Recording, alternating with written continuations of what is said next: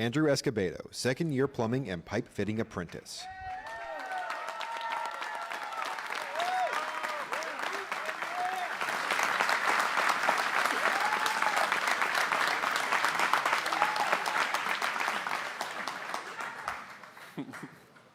Good afternoon, everyone. My name is Andrew Escobedo. I grew up in a small town. Might have heard of it before, San Diego, California. I'm the proud son of an immigrant, and I live just down the road in Canton. Welcome to Ann Arbor and to my home local union, United Association of Union Plumbers and Pipe Fitters, Local 190.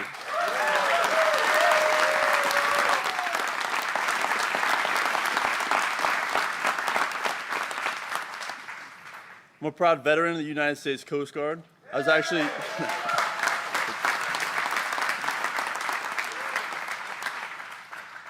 actually stationed at Coast Guard Sector Detroit, not too far from here, about an hour. And I'm currently a second-year apprentice in UA 190 in this very building. Currently a plumber working on a hospital at the University of Michigan, also just down the road. And I'm proud to live by the creed, plumbers protect the health of the nation.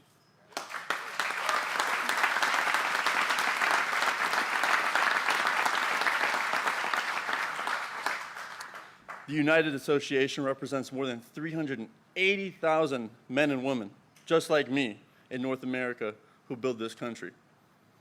We install medical gas systems, we build hospitals, replace lead service lines in our communities. We deliver clean and affordable energy, and we build the future of American semiconductor manufacturing. Sounds like a lot of hard work. It's because it is. We go through a 5-year registered apprenticeship program where we earn full wages and benefits while we learn the skills that make us the best trained craftspeople in the nation.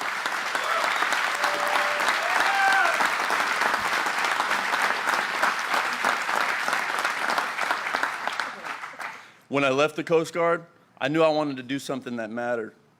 A career where I got to work with my hands, where I belonged to something bigger than myself, and where I had the chance to provide for myself, my family, and one day retire with dignity.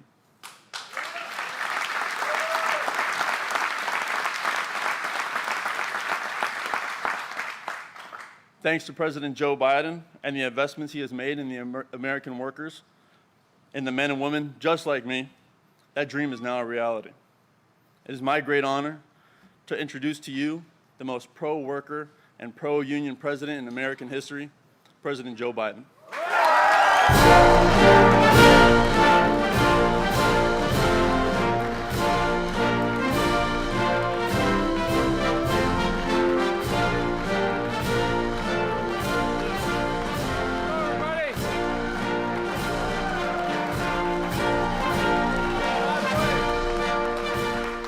By the way, I want you to know.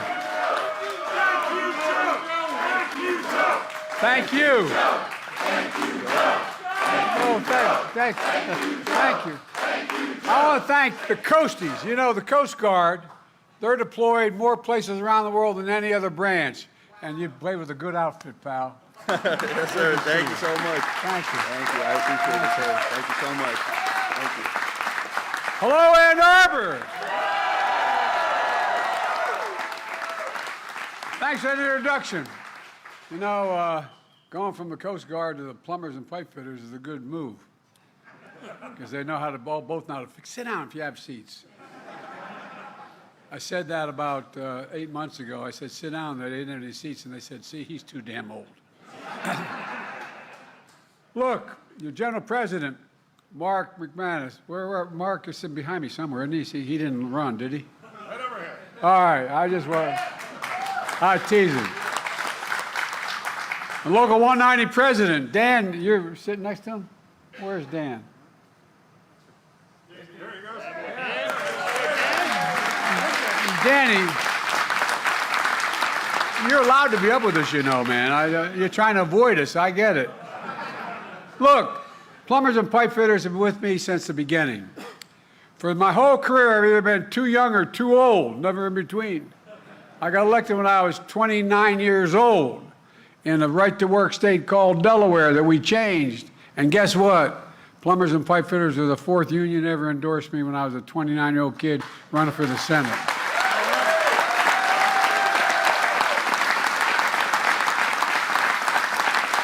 Mark flew over from Washington with me on Air Force One, along with the great national labor leaders, Brent Booker of the Laborers. Brent, thank you. Sean McGarvey, Building Trades. Gwen Mills, Unite Here.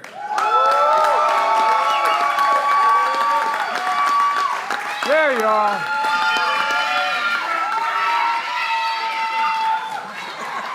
Well, by the way, we were talking about Gwen and I on the plane. She flew out with me. You know, I've heard the word, my dad used the word more than any other adjective, dignity. All these workers bust their neck.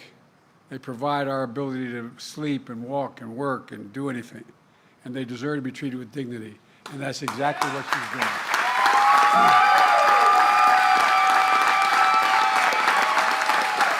And Kenny Cooper, IBEW.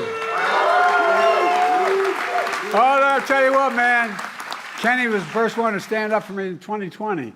He came out and he said he's going to be for me.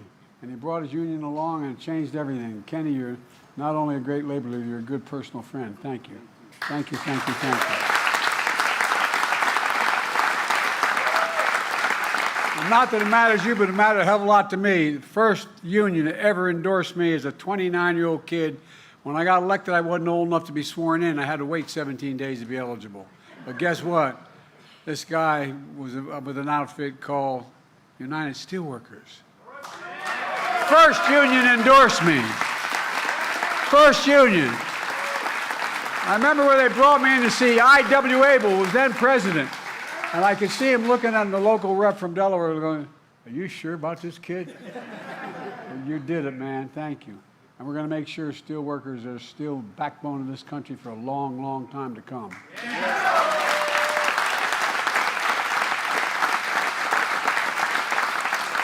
Folks, what a great way to cap off a Labor Day week. To be a proud union state of Michigan. Michigan, Michigan, Michigan. Well, I mean it. It's always great to be with a dear friend, Debbie Dingle, who's a great, great personal friend. Debbie, when you're in a fight, you want Debbie on your side, and thank God she's been on mine. Thank you, Debbie. We're joined by other members and great Congressman Haley, who's been there, one of the most enthusiastic people I know. Haley, stand up. Stand up, kid. And Cherie, who's doing an incredible job. Where is Cherie? She's out there somewhere. There he is. Come on. Stand up, man, because otherwise they'll think your son's the congressman. There are also two members of my cabinet here today. Transportation Secretary Pete Buttigieg.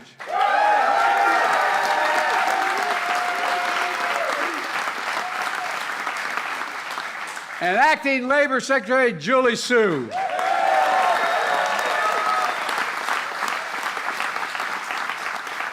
You know, when Marty left, you know Marty used to be Labor Secretary? Marty, I tell you, he's in a comfortable place. He's with guys running around smashing heads with hockey sticks. But I tell you what, I think we've changed the Labor Department. They understand the word labor means union.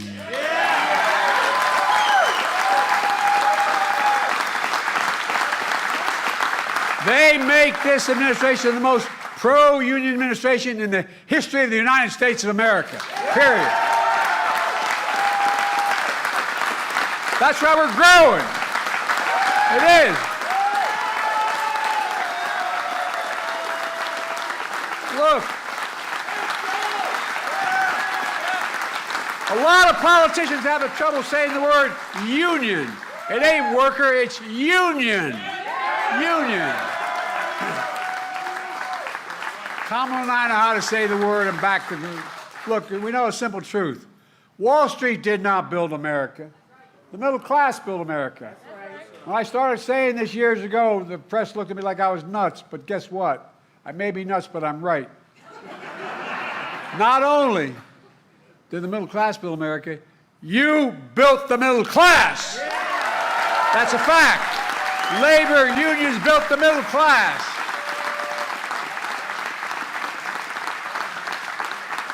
When I was vice president and became president, I got a little heat because I was so, quote, pro-union. In fact, I asked the Treasury Department to do a study and it shows that when union workers do well, every worker in America does better. Everybody does better. And by the way, it's the biggest reason why our economy is the strongest economy in the entire damn world. And that's not hyperbole. That's a fact. It all comes down to something my dad taught me. And I mean it sincerely. My dad ran an automobile agency in his last 20 years, and he'd come home for dinner before he went back and shut things down. Didn't own it. He was a manager. And he always, our dinner table was a place where we had conversation and incidentally ate. And my dad had an expression. He said, Joey, a job, and I mean, give me my word to this. He said, a job is about a lot more than a paycheck. It's about your dignity. It's about your place in your community. It's about being able to look your child in the eye and say, honey, it's going to be okay, and mean it. I mean it. It's not a joke.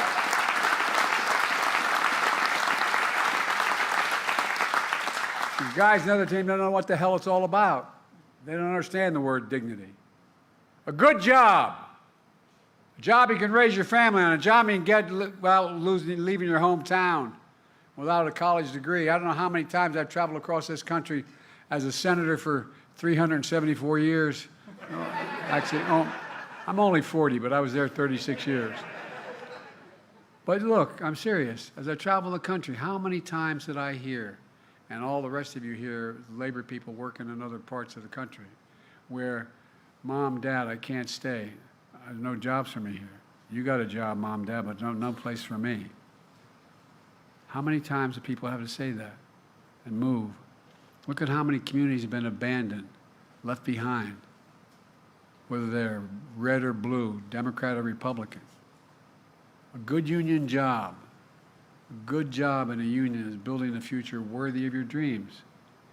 My vision has always been, and I mean this sincerely since I was a young senator, to grow our economy from the middle out and the bottom up instead of the top down. Not a whole lot ever trickled down to my dad's kitchen table. Not a whole lot ever had. We put workers first. We invest in all of America and all Americans. When we do that, we do well. Everybody in America deserves one thing, a fighting chance. Just a chance, no guarantee, a chance. Fighting chance.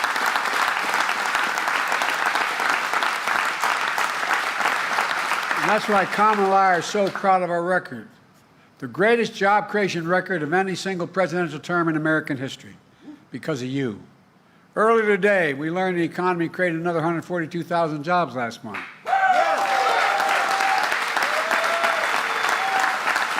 That's 42 straight months in a row, every single month increasing jobs to a total of 16 million new jobs since we took office.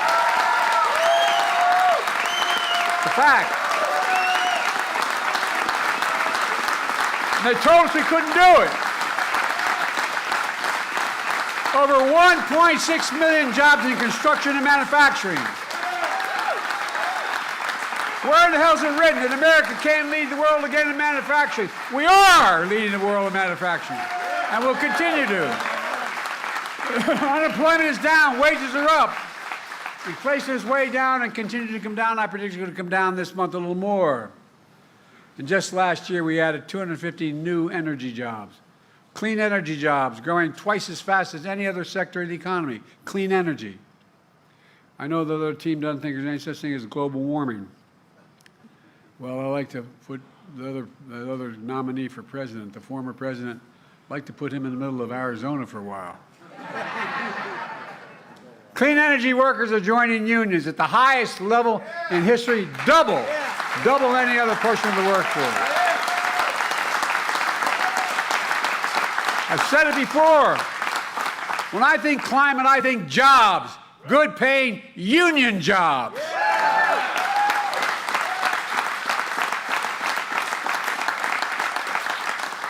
I tried for years. One of the first things I did when I became president was protecting the pensions of 1 million union workers and retirees when I signed the Butch-Lewis Act. Butch-Lewis. So far, over 62,000 workers and retirees across Michigan are benefiting from that signing. Yes, I am. Before we acted, workers faced cuts in their pension. Now they're not only restoring the full amount of their pensions, but they're getting back pay as well.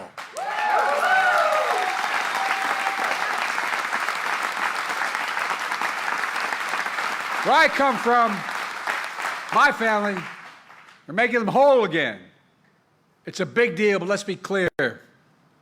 Every Democrat in the Michigan delegation voted to protect those pensions, led by Debbie and others. But hear me now. Every single Republican in your delegation voted against protecting those pensions. Every single one. No, I'm serious. Not a joke. Every one. I've been around a long time in politics. It used to be Democrats and Republicans. We'd argue like hell, but we'd work out compromises. But every one. Vice President Harris had to cast a tie-breaking vote in the United States Senate to make this pension bill real. Folks,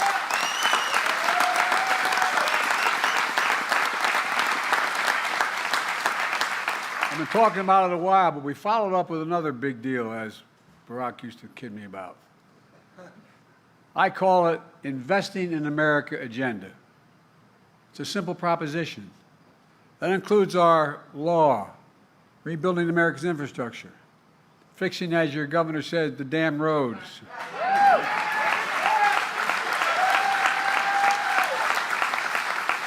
My predecessor, who's seeking office again, promised Infrastructure Week every week in the 4 years he was president. And he never built a damn thing. Not one thing. Not a joke. Not one. Well, Kamala and I have made sure Michigan receives so far, $10.9 billion for 2,000 projects so far. Roads, bridges, removing lead pipes from homes and schools, clean drinking water, delivering affordable high-speed internet to every Michigander. And the number's still growing. We're just getting started. That bill I got passed and said that Biden couldn't do it, guess what? $1.3 trillion over 10 years. And we reduced the budget at the same time. And guess what? With your support, I signed an executive order to make sure that the largest federal construction projects that are being built in America are built with project labor agreements. You all know what that is. But for folks at home who don't know what a project labor agreement is the contractor, the subcontractor, the unions put in place the conditions for the construction before it begins. These agreements make sure construction is top-notch, on time, on task, and on budget. It's a big deal. For a big project like Sioux Locks in the Upper Peninsula that your two great senators, Debbie and Gary Peters, are instrumental in delivering. We're investing $693 million to build better locks, accommodate bigger shipping vessels, carry more products to market, get them there cheaper, and throughout the Great Lakes. It's already created hundreds of jobs, hundreds of union jobs, and more to come. But here's another big deal. Buy American.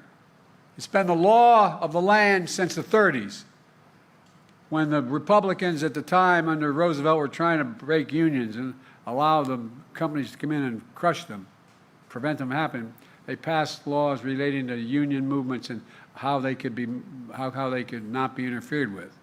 Well, but it also had a provision in it no one paid much attention to, that every penny a president is authorized to spend on any project that the Congress gives the money for has to go to doing two things: hiring an American worker and using the American product.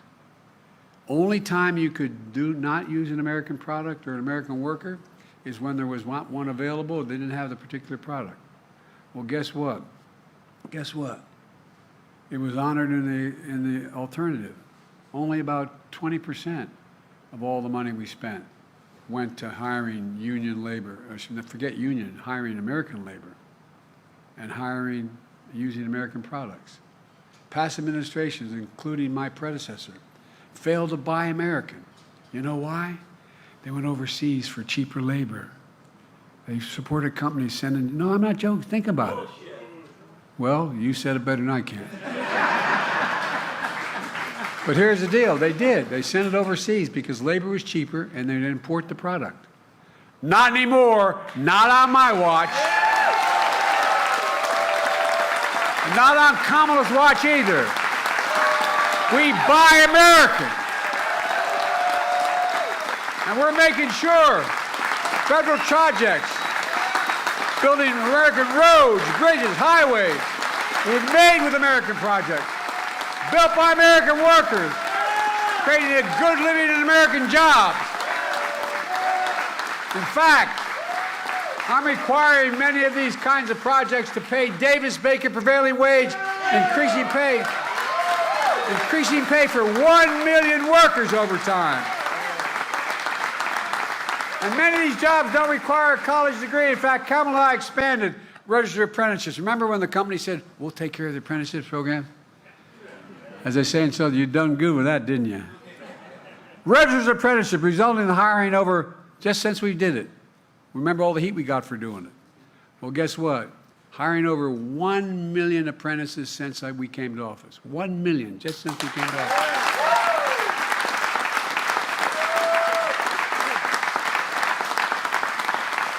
A lot of folks who aren't in the industry don't realize that apprenticeship is like earning a college degree. For real. Some of you apprentices have to be journeymen for 4 to 5 years. You get paid to learn a trade. And you're the single best workers in the world. Not a joke. Like Andrew and his fellow plumbers and pipe fitters. Not a joke. It's not a joke. You know, we invented the computer chip, about the size of the tip of my little finger, which we invented it. We modernized. We did all the work. And guess what? Other teams started exporting them overseas because labor was cheaper to build them, make them. Well, we ended up with a situation where I decided I was going to start off. People thought, even some of my staff thought I was crazy. I said, I'm going to South Korea. And I'm going to talk to them about it because they were making a whole hell of a lot of these computer chips. And I met with Samsung. They ended up investing over $15 billion in the United States to build the fabs, first to construct the facility. A lot of work there, a lot of prevailing wage for construction work, and then the so-called fabs. They're about as big as a football field, not a joke. And they, in fact, where you actually make the computers, you don't need a college degree, and the average salary is over $102,000 a year. Well, guess what?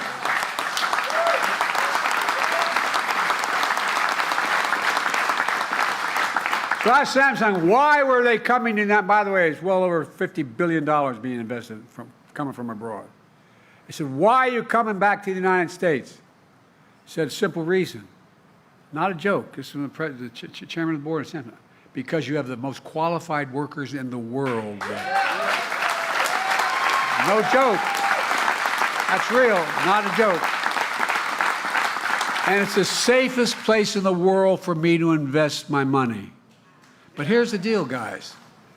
We're not going to see it for a little bit because it takes time to build those factories. None of them are open yet. But there are going to be millions of people working in those factories. And guess what?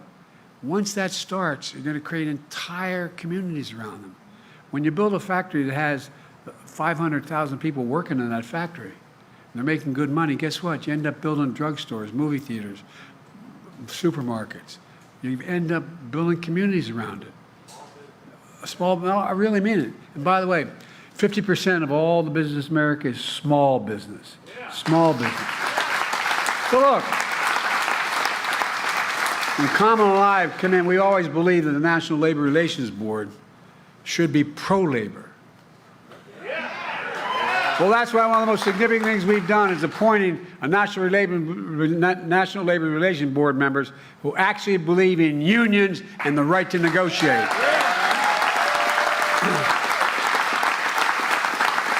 Look what's changed. When Trump was president, he appointed union busters in that organization. It's designed to promote unions. And by the way, you think he has any damn idea what we do? No, I'm not being a wise guy. I mean, I wonder whether he has any notion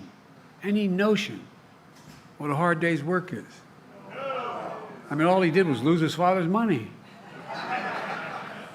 And then get in trouble and have to owe a lot of other people money. And then borrow a lot of money and give tax cuts to the super wealthy and end up with the largest debt any president's left behind in 4 years. He has an incredible record. An incredible record. Oh, you think I'm kidding? Look at the numbers, man. And by the way, he and a guy who was maybe the worst Republican president ever before him ended up with, he's the only one, other than the Republican president, who when he came to office had more jobs than when he left office, lost jobs. Look, Kamala and I are focused on what Michigan is known for as well, the auto industry. I got through school, my dad managing an automobile dealership. That's how I got through school. I was proud to be the first president to walk the picket line and do it with the UAW.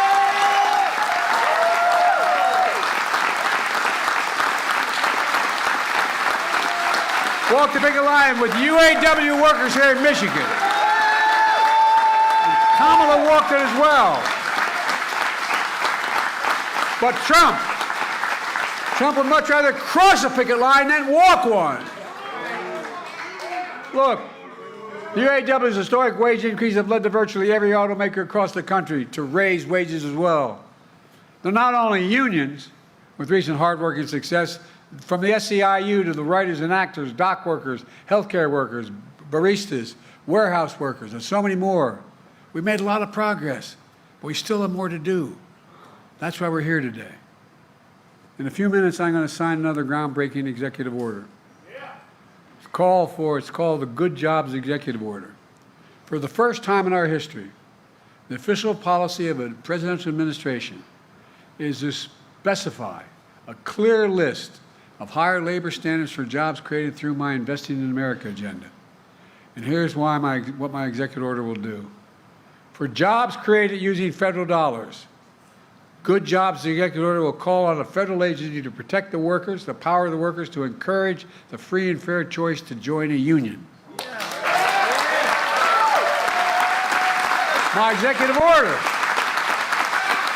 goes on to call on federal agencies to include high labor standards in grants that we give, prioritizing projects that pay wages you can raise a family on and provide benefits like child care. Right now, Davis-Bacon prevailing wage only applies to construction jobs, and construction jobs are booming. My executive order, though, promotes federal policies to raise wages beyond construction, all across the manufacturing sector, because manufacturing is booming. My executive order will also strengthen the pipeline to good jobs. It'll promote policies to create more registered apprenticeships, pre-apprenticeships, and other job training programs that don't require a college degree, that put young people on a pathway to getting the skills for good-paying union jobs. And finally, my Good Jobs Executive Order will level the playing field for underserved communities, ensure everyone gets a fair shot at a job. That means elevating the best practices to prevent discrimination and bias in hiring, protect the safety of workers. It all matters. Kamala and I are going to hold federal agencies accountable by creating a task force led by the Secretary of Labor, by the Director of the National Economic Council, to make sure we fully implement this new job order, create jobs executive order, excuse me. The ideas are just common sense. Economists have long believed that these good job standards produce more opportunities and better outcomes for workers and more predictable outcomes for business as well. It turned out to be a win-win situation for everyone, including business. In fact, presidents of both parties have recognized this. Prevailing wage laws date back to President Hoover. Registered apprenticeships date back to Franklin Roosevelt. But too many presidents like my predecessor have looked the other way as companies trample on the rights of workers while cashing in their big government checks. But not anymore.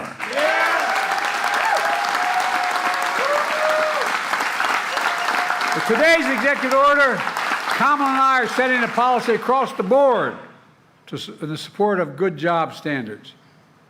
And from this point onwards, any president who disagrees with that is going to have to say so out loud, say it to your face, and repeal that order, and I want to see them try to do it. Let me close with this. In 2020, I said one of the reasons I was running was to rebuild the backbone of America, the middle class. Nearly 4 years later, we've done just that. In thousands of cities and towns across the country, we're seeing the great American comeback story. My predecessor believes America is a failing nation. He's a failing president, a failing man. He's wrong. America isn't failing, we're winning. We are the indispensable nation in the world. We're the nation of dreamers and doers that led to the greatest advances in human history over the last 200 years. That's who we are. But my predecessor doesn't get it. He refused to visit an American cemetery in France that I was just near because, according to his own chief of staff, a 4-star Marine general, Trump said those servicemen buried there are suckers and losers. My son died because of a year in Iraq. I'm just happy, and I mean this in front of my heart. I'm glad I wasn't there. I think I would have done something. No, I think you would have too. They're heroes. He's the sucker. He's the loser, the way he talks about it.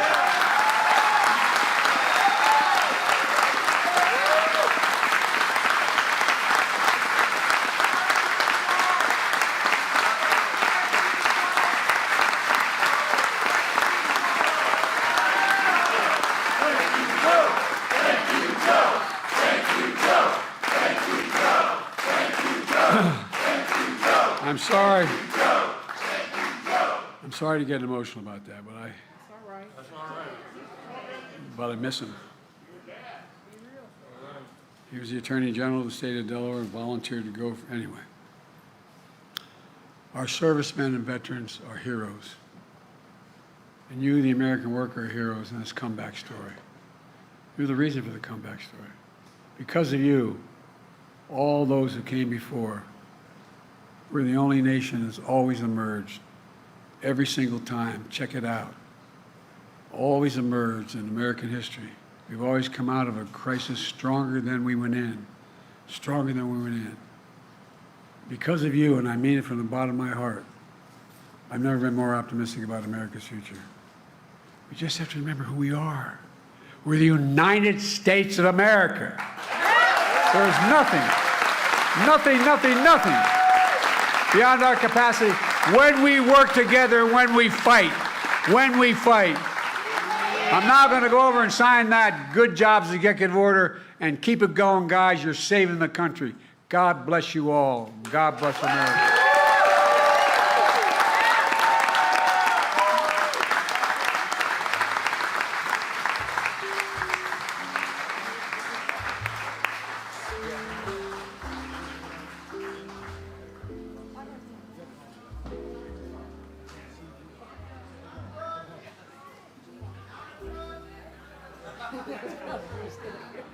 Timing is everything.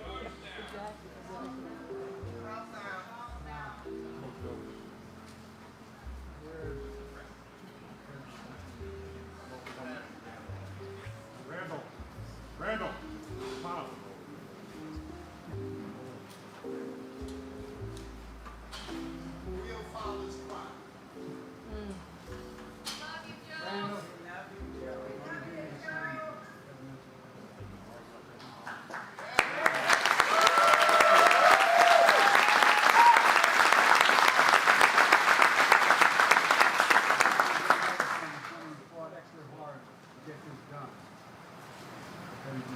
Yeah.